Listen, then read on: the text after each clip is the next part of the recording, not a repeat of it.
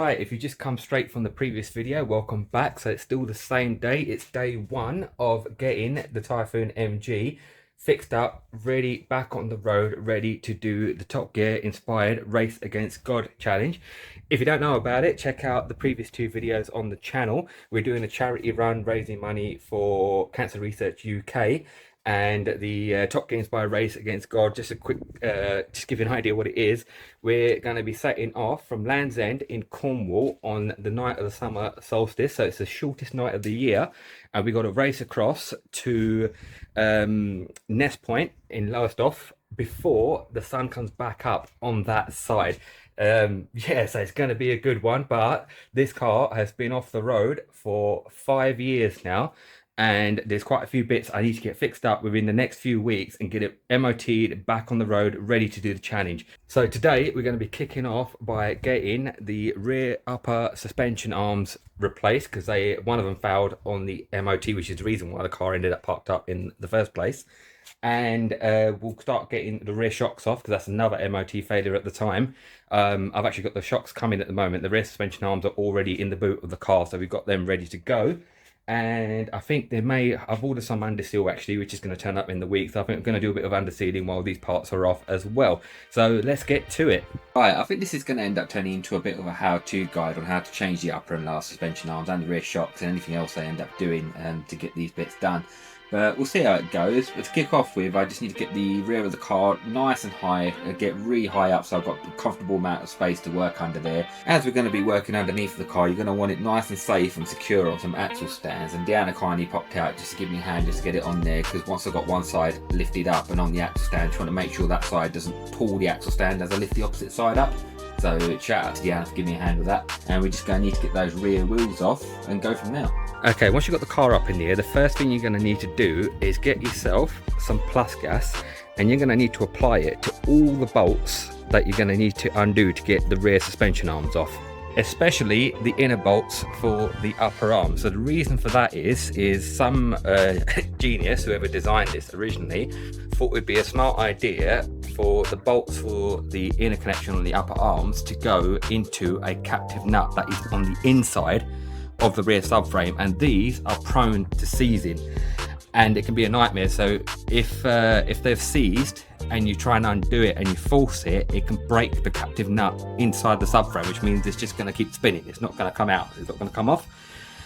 But from what I've researched and everything, because I've actually done this job once before. I did it on the red one, the red MG I've got sitting out further down the driveway, and when I asked about it, or when I researched into it, everyone was saying if you just soak it up, soak up those bolts you need to undo with plus gas, and just leave it for like a good few days, give a good soaking, let it soak right into there, and then try and undo them. Now on the red one, they actually all came undone pretty easily. They weren't too difficult at all. You just have to take your time with them. So fingers crossed this does the same thing, because if it does snap the captive nut inside the subframe, then it is a full subframe drop job to replace the arms to sort that problem out. Now I've actually already applied all the plus gas to this a few days ago, but I'll show you where the bolts are and where you need to apply it. Actually, before I show you under the car, I think it'll be easier to show you on the new replacement arms where the bolts go. So let's find somewhere to put this. Right, here's one of the new replacement arms. So this end is what goes on the hub. This one's pretty easy to access, so that shouldn't really be a problem to get undone. This is the one where the bolt goes through and it goes to a captive nut on the subframe. This is your dangerous one, that if that goes wrong, that's going to cause you the headache. So I'll show you under the car now where they're located. So underneath the car, here's the upper suspension arm. So that's the lower one, that's also going to be getting replaced. There's the upper one. This is the one that failed the MOT, the offside one. You see there's a nice gaping hole in it, and you can actually see straight through to the other side. Look at that great peak hole. So that's the one that failed the MOT, but they're both getting changed because that one isn't far behind. So the bolts, so you've got lower arm bolts on the hub, you've got that one there, it's located there. The upper one is just on the top side, you can see it from the top up there. So you want to soak both of these up if you're changing the lower arm as well. There's the inner bolt for the lower arm, just located here on the subframe. Same again for the opposite side, that's all the same. Now the upper one, your problem one, if you follow the suspension arm, it goes right into the subframe up here. And if you look from this side of the subframe, so the side that's closest to the front of the car, shine a bit of light in now. Let's see, so you see that hole in the subframe? I don't know if I'm gonna be able to show it on the camera, but basically where that hole is there, the bolt is just inside here, and you access it through a hole here. So your socket will go straight through there onto the bolt, and then there is actually, so if you've got a socket, I'd say what I've done is I've soaked it through that hole in the subframe, and then if you look through the side, you can spray it into both sides there, and then through this hole here you can actually spray the nut inside there as well. So just you want to give all of that a good soaking. Sorry, it's not the best demonstration of where these things are, because I'm trying to hold a torch up and the camera at the same time. I need to grow a third hand just to point at things, but that's what you want to give that a good soaking. And what I'm actually going to do is I'm going to give it a bit more of a soaking now before I start trying to get them undone. So I've just soaked up all those bolts with a bit more plus gas, but while it's just soaking in there, just give them a few minutes, I thought I'd just mention about the rear suspension arms, particularly the corrosion on the rear suspension arms. So in terms of like cars of this era, these, as much as they get sort of a bad name for whatever reason, people just generally, I think they just didn't really like MG Rover at the time, but they actually hold out in terms of corrosion really well, and probably I'd say better than the sort of Fords and especially the Jags and BMWs, as Mercs as well, of that era. Because although people will go, oh yeah, MG Rover's rust and everything like that, the 75 ZTs were actually really well rust proofed, and the only places we started to see common areas of corrosion is, one is the suspension arms. So if you're ever looking at getting one of these cars, always have a good look underneath and check the condition of those rear suspension arms. And the other area is the seals. So the seals are generally pretty robust, but we're starting to see over the sort of the last 5 years, it's become quite common as the cars have got older, is the seals will start to rot around the jack points, especially the rear ones. The rear ones tend to go first, the front ones can go as well.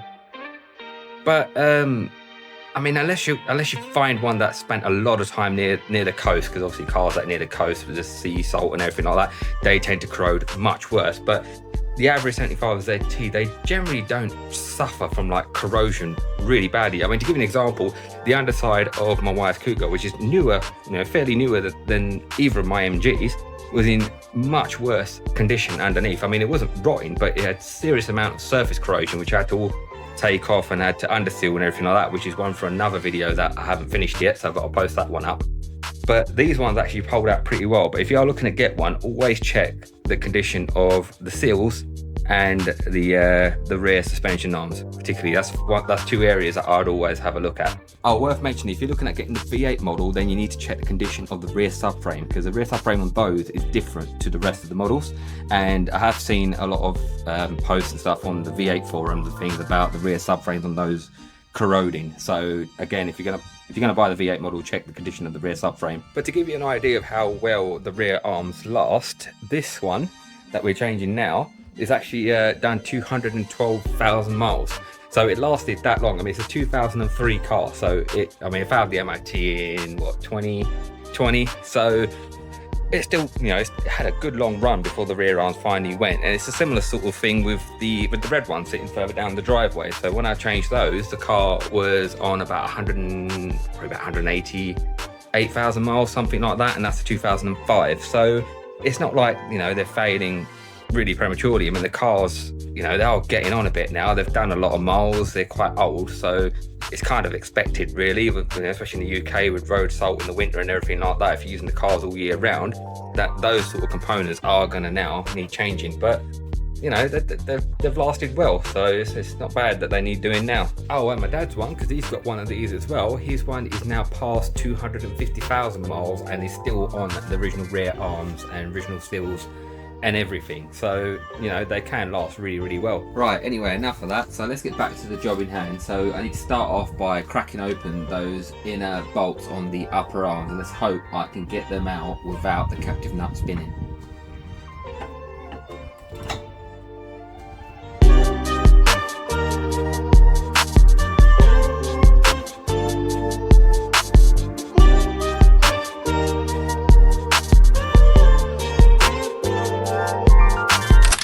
Right, I've got good news and I've got bad news. So the suspension arm that I actually need to change, the one that's actually got a hole in it, the inner bolt for that has come undone and has come out.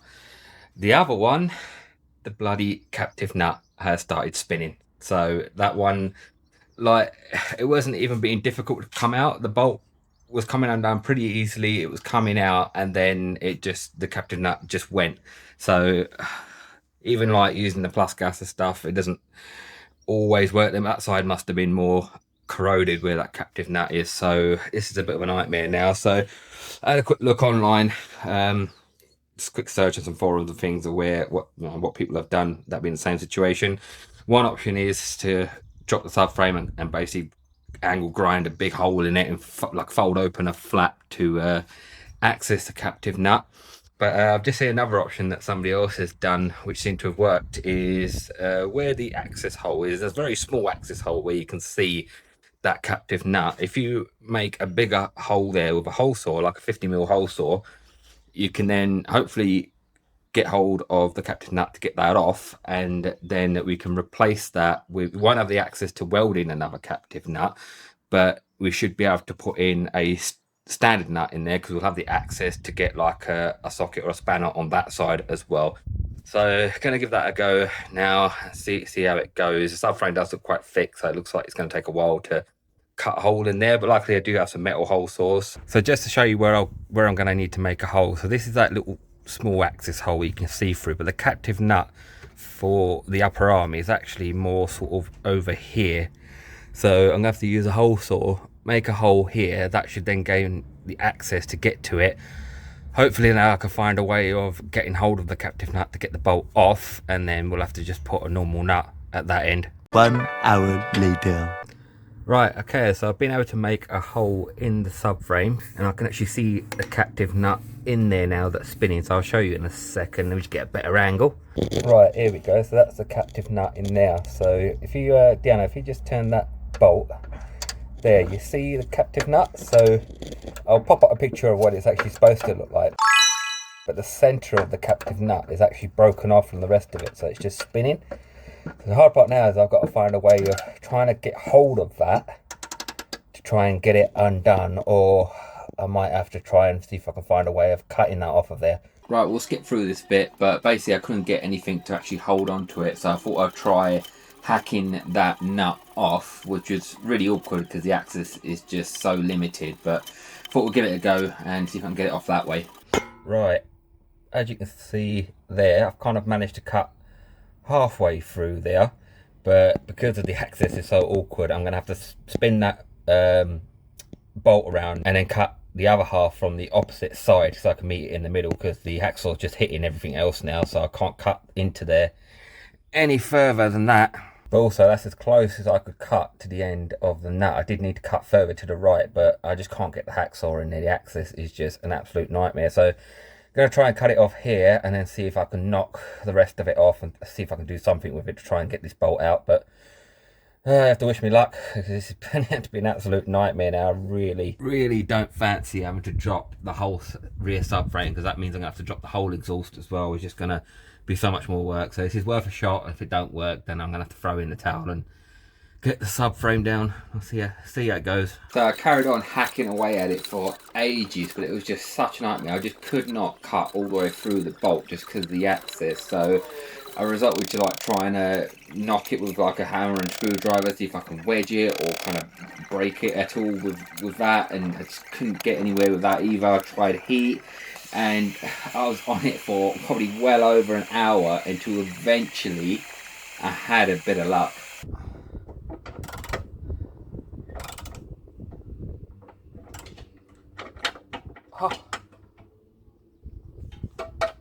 Ah, got it. Right, that is the captive nut that was spinning. So you can see where I'd been cutting into it with a hacksaw. In the end, I just ended up applying a lot of heat with the blowtorch and just sort of whacking at it. I was struggling to sort of cut around it even more, but then somehow, I don't even know how, but as I was heating it out, getting it nice and hot, trying to undo it a bit more, every now and again the nut kept jamming, so the bolt kept coming out a bit more, and then it went back to spinning again. And then I managed to get what is a 16mm open-ended spanner. Managed to just hammer it onto there so it would just grip it enough just to get the last bit of the bolt out. So flipping it, hopefully that is the only headache we get on this job, but that just took like, I think what must be about nearly 2 hours now just to get that one bolt out. Absolute nightmare. But let's get back to it, let's carry on. Right, now that I've got the 2 center bolts out for the upper arms, which is up here and on this side up here. Next I'm gonna get the lower arms off, so just a bolt there, same for the other arm, one there, get the bottom arms out of the way. Then we're gonna need to undo these drop links, get the top bolt on each arm undone, and then that should allow the top arm to come out, and we'll then go from there.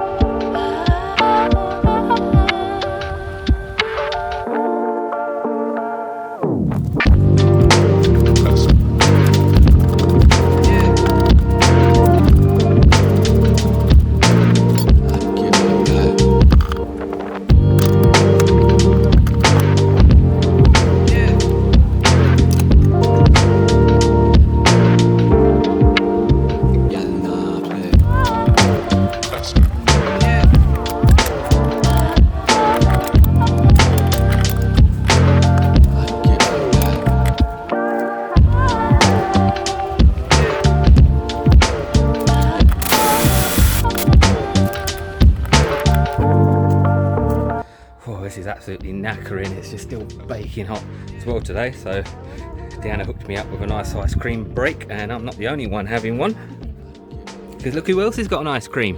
Hey, you can have your ice cream, Arlo. You got your big ear in the way, I can't even see your ice cream, eh? There you go. It's hot out here today, isn't it, mate? Hey, need to keep my assistant cool as well. Right, so it's going to be a quick break and then get back to it as well.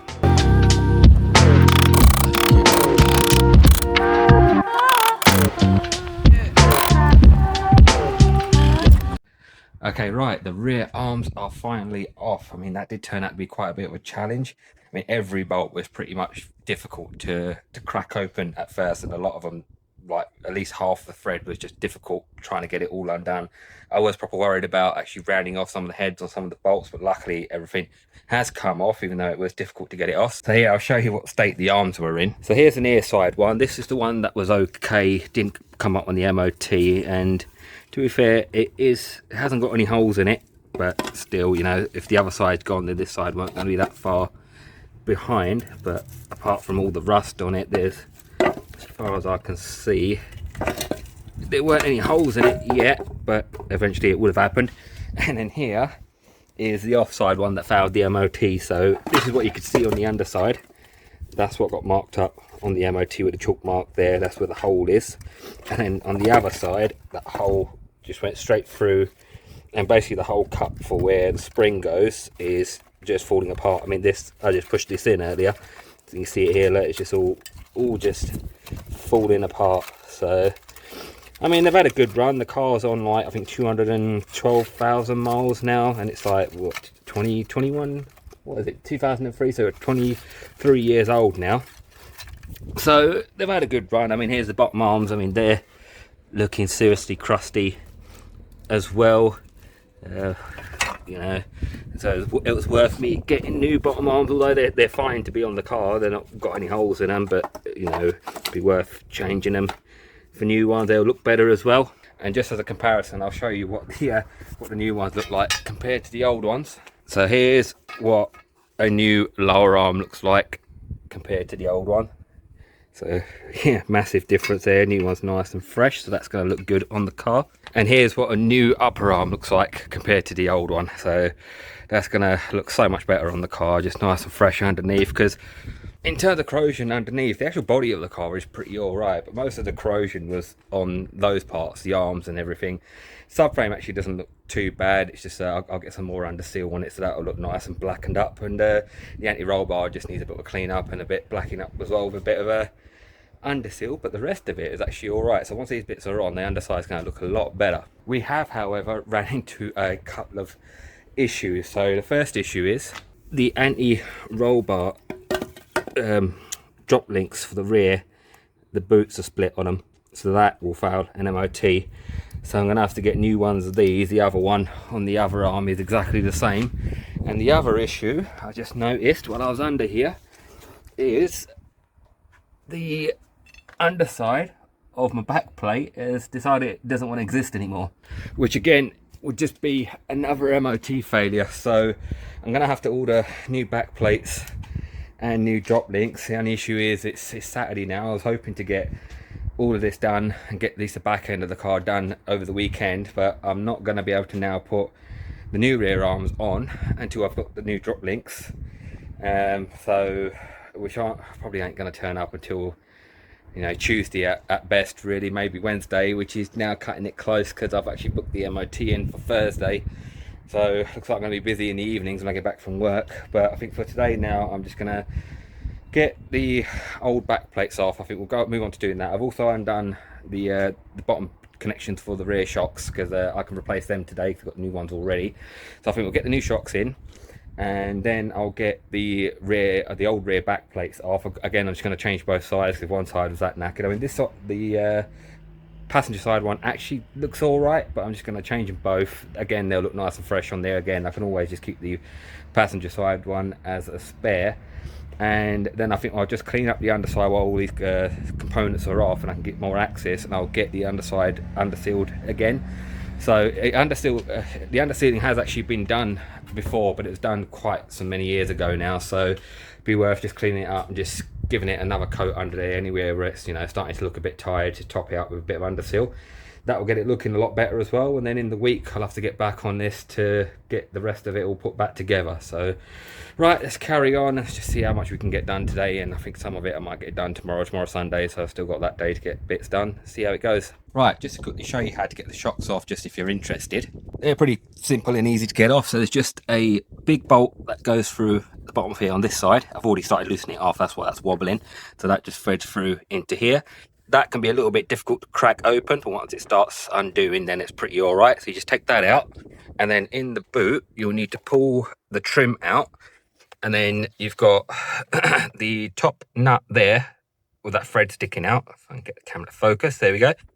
That is what's holding the shock absorber in place, but you will need to undo. You've got one here, this mount nut, and there's one on the opposite side. You need to undo those and remove the whole mount as well, because if I remember rightly from the date last time, that mount kind of hooks into this cup here to hold the rubber cup on. So you will need to undo those. Oh my god, there's just no end of problems with this job. So I've run into another issue now. So I've managed to get the rear dampers off, but they were seized onto the top mount, so the rear damper. So that fits at the top that way round. The shock absorber goes through the hole in the middle there and bolts up the top. Had undone all this, and this just would not come off the top of the shock absorber, so I had to put it in the vise to try and knock them off. And the centers are just completely seized onto the old shock absorber. It's the same on that one. That's just seized onto there. So these are no good. So that's another thing now, another expense, where I'm going to have to get new top mounts, which again is another thing that I'm going to have to wait for now, which means I can't even put the new shock absorbers on. So there's literally not much else I'm going to be able to do this weekend other than clean up everything, put the under seal on, and then it's just going to be a nightmare in working on all this in evenings this week, trying to do it as quick as possible, ready for the MOT on Thursday. But I just I can't believe that I'm just running into so many issues here with so many parts, extra parts that I need, which when I done the job on the red one, which I expected to actually be worse, because it was actually worse underneath, all these components on that car were absolutely fine. But it is what it is. Let's just carry on. Oh, and another issue I've ran into, well, it's not really a major issue, it's just something that I'm going to sort out to make it look tidier rather than putting these back on as they are, is these are the little sort of damper weights that go on the bottom bolt for the shock absorber. I'm not sure exactly what they do, but from looking up online, they're meant to reduce some sort of noise as you're going over bumps and things like that. So it's quite common that the rubber outside on these starts to deteriorate. So this is one of them. This is the near side one. It's quite common for them to look like that, but the offside one is really deteriorated. I mean, it's not a mechanical issue. I mean, even if I did put it back on like that, it would be absolutely fine. But it's just not going to look great when you've got, you know, everything else is going to be all new and black and tidy on there, and then you've got those back on there again. So I've had a quick look online. As far as I can tell, they're not available anymore. New, I can't even find like a part reference number or anything official for them. I found like a diagram on the Rimmer site, but then they don't list it, so it hasn't got any more information on there. I've asked around on a couple of the owners groups I'm on for the MGs to see if anyone comes up with a solution for that. The only other thing I can do is I can clean them up, strip all the deteriorated rubber off, and just sort of sand them up, clean them up, and paint them. At least that'll get them looking good, because they'll still do the job fine. The rubber doesn't need to be on there as far as I'm aware, but again, that's just another problem, another job to add to the list.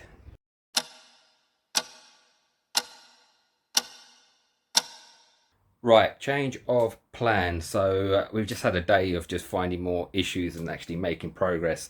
So I decided to just call it a day now. So I thought I'll come in, I'll freshen up. I mean, I think I pulled out enough rust out of my eyes to build a Lancia, I think. But all I need to do now is order all the additional parts I'm going to need after all the issues that we've found today. So I need to get onto that. So I'm now in the old man cave, my little space in the house, but I've also got some video editing to do as well for the, you know, all these videos I'm doing on this car, and also need to do a bit more promoting of the charity run, which is what we're doing all this for in the first place. So if you haven't seen that already, I'll stick a link somewhere in the video so you can watch what the charity run is and what it's all about and what we're doing it for. So I'm just going to get on to ordering all the bits now, and hopefully everything turns up in time for me to get them on the car before the MOT on Thursday. So here's all the bits I need to order, and the damage is another £196.70. I think we might have to do a bit of an add up of all the costs at the end once the car's all done and ready to go, just to see how much all of this is actually costing. Oh, and if you're wondering where I get all my bits from, this is all from Discount MG Rover Spares, which is the supplier I pretty much use for all of my spares for both my MGs. They're if you haven't heard of them, they're a really trusted part supplier on the MG Rover scene. It was actually set up by an enthusiast. Basically, all the parts from them are like tried and tested. They only supply stuff that lasts, whereas a lot of stuff on like eBay and things like that can be a bit shoddy and not last very long. So if you want parts for your MGs, I think they do everything for like ZR, ZS, ZTs, MGF, TFs, that kind of stuff, and the Rover equivalents. They're the most trusted supplier, I'd say, to go to. But right, I'm just going to finish ordering these bits and then we'll get back to it tomorrow morning.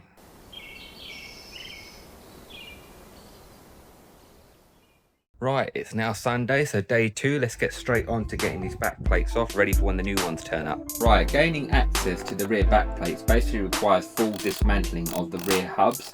So the rear caliper's got to come off, the hub bolt's got to come off, you've got to slacken off the rear handbrake shoes to then get the disc off as well, which will then give you access to the wheel bearing. Right, once you've got the brake disc off, this is what it looks like. So next I need to get this wheel bearing off. So the nut is already off, there's just a washer in there, we'll get that out as well. This will then, in theory, should pull off, although it feels a bit tight, it doesn't want to come off easily. Then we can get the handbrake shoes all off, and then we should be able to get the back plate off.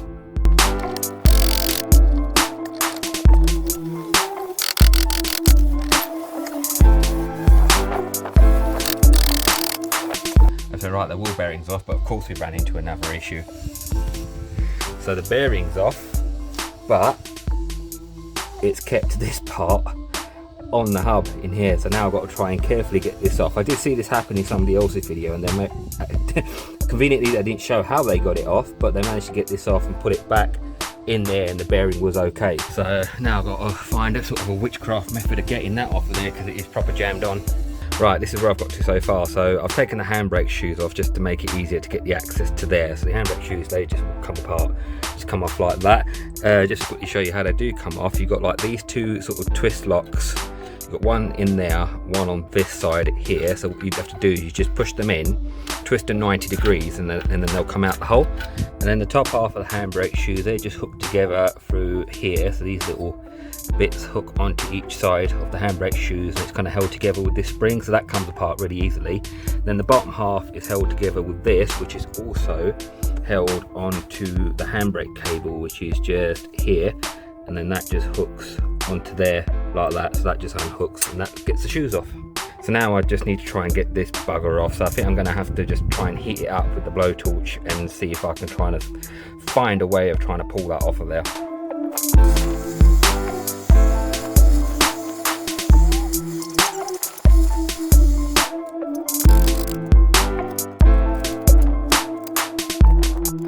Right, I'm losing this battle at the minute, so I've tried heating it up, I've tried knocking it any way I can, and I just cannot get it off. So the only other option I've seen now, looking up another video, is I'll have to very carefully, like super carefully, use an angle grinder, cut a little line like diagonal in here, just enough so I can get a chisel in there and try and split it off. So annoyingly, that does mean I'm gonna have to order some new wall bearings as well now for this. That's another bloody part I'm gonna have to add on.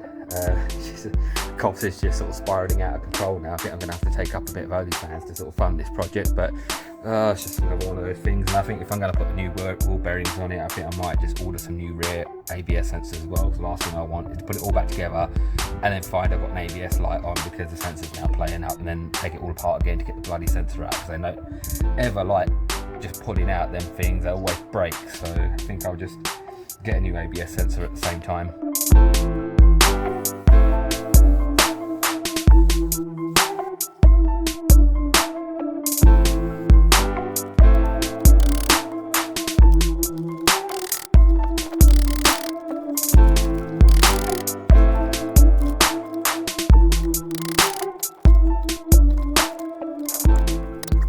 Right, Jesus, that was ridiculous trying to get that last bit of the bearing off, but it's finally come off. I mean, it gave me a false bit of hope. It shifted about that much and then just jammed again. But that was absolutely ridiculous, and knowing my luck, the other side is going to be absolutely the same. But right, this is where we're at now. So the whole bearing is off, the back plate is off. That's the ABS sensor there that goes in from behind, just here somewhere. That's that cable running along there. So I think it's an 8mm bolt on the back of there, so I just need to take that out, and then I'm going to take the sensor out. I'm just going to order new ones. I'm not going to risk using these, especially after the amount of heat and everything I've had to apply to get this off. Might have buggered the ABS sensor, so I think just to be safe, it'd be worth putting new ones in. So let's get that out, and then I can move on to having the same headache on the other side.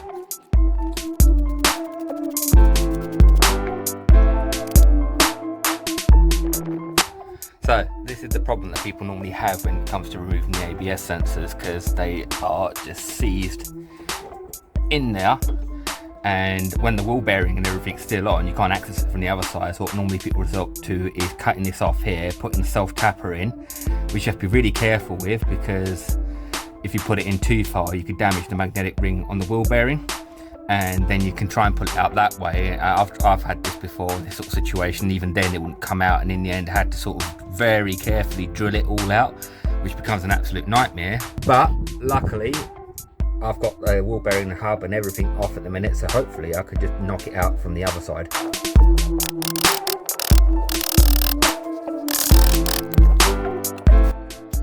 Right, the ABS sensor is out. What was I thinking? That it was just going to knock out easily? Of course it weren't going to do that. Just look at how the rest of the bloody job's been going. So I've had to drill it out from both sides, but it's finally all out. I mean, it comes out in pieces, all breaks up and everything. So once the ABS sensor's out, you just got a hole there then where the new sensor will go. Right, I've got a bit of a decision to make now, because this side was such a nightmare to get apart, to change that rotten back plate where the wheel bearing just fell apart as well, and it's just literally taken me hours just to get all that side apart. I'm thinking I won't mess with this side because the back plate on this side is actually fine, like I mentioned earlier. There's not any holes, it's not even sort of crusty or anything like that.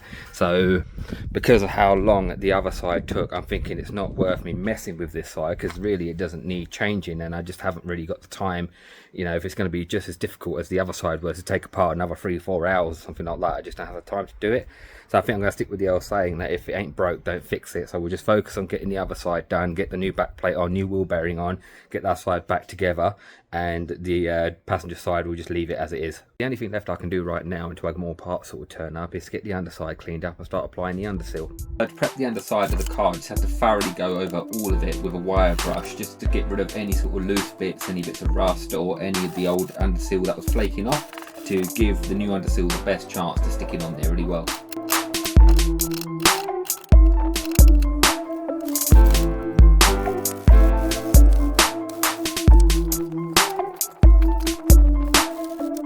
Right, so I finished cleaning up the underside of the car for the underseal, and I've also just popped off the wheel arches at the back so I can clean all of this up and get all of this undersealed up as well. This side don't look too bad, but the other side looks pretty rough, to be fair. I'm curious of why this driver side rear is so much worse than the passenger side, because yeah, this side's going to need a good bit of cleaning up. This panel here is just a wire cover. This actually does come off, but I've had a quick look online, and again I think it's just something else that I can't get new, because I'd like to replace that, because that part there is just falling apart. All it does is just these two tubes, so I think they've got wiring in them. I think they just go through there and then into the interior of the car. So ideally I'd like to be able to replace that, but the rest of this is going to need a good clean up. But yeah, it's just a bit odd that the driver side rear seems to have a lot more corrosion than the passenger side rear, which is just quite odd really. That's probably why everything, like even the back plate, was corroded more on this side, and getting all the wheel bearing off and everything was so much worse. So yeah, but we just got to clean it up as best we can. I'll see if I can get a replacement panel. If I can't, then I don't know whether to take that one off and try and fabricate something that does a sort of similar sort of job, but we'll see when we get to it. But it's getting pretty late now. Oh Jesus, the state of my face. See, we don't mess around, do you? See, on this channel we actually do get ourselves pretty mucky.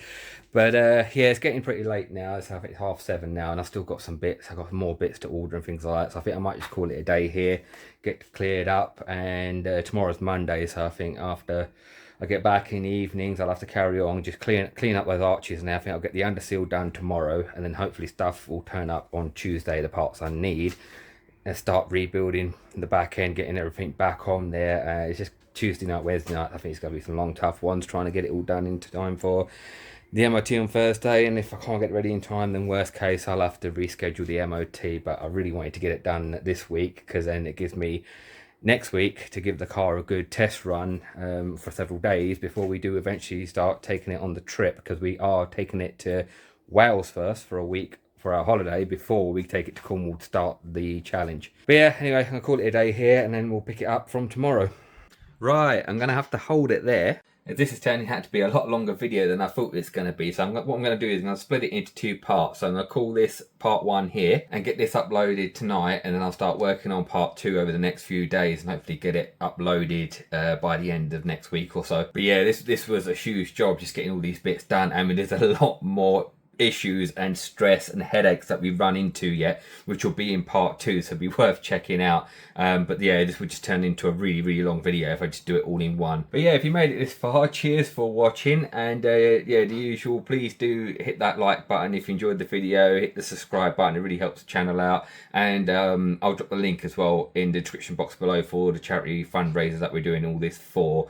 And yeah, I'll get part 2 done and uploaded as soon as I can. I'll catch you in the next one. See you later.